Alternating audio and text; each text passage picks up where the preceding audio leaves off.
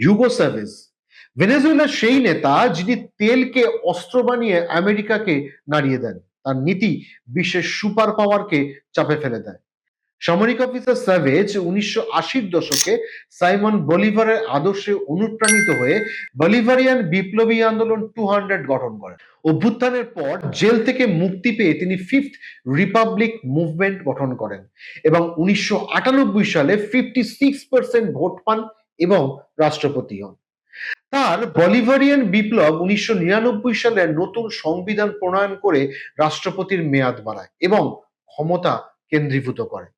Hugo Chavez ভেনেজুয়েলার তেল খাতে গুরুত্বপূর্ণ ভূমিকা পালন করেন, বিশেষ করে পেট্রোলেস ডে ভেনেজুয়েলা বা পিডিভিসিএ কে জাতীয়করণ করে রাষ্ট্রের নিয়ন্ত্রণে নিয়ে আসেন।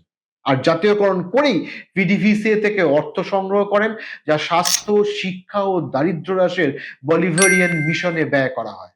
তার এই সমাজতান্ত্রিক নীতির ফলে 2002 সালে 22% থেকে 2010 সালে চরম দারিদ্র্য 11%-এর নিচে নেমে যায়।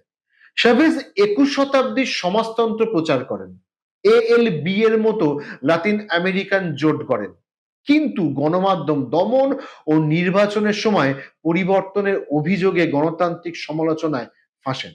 চাভেজ 2007 সালে পিডিভিসি এর বিরুদ্ধে স্ট্রাইক দমনের পর শত শত কর্মকর্তাকে বরখাস্ত করে রাষ্ট্রীয় নিয়ন্ত্রণ শক্তিশালী করেন।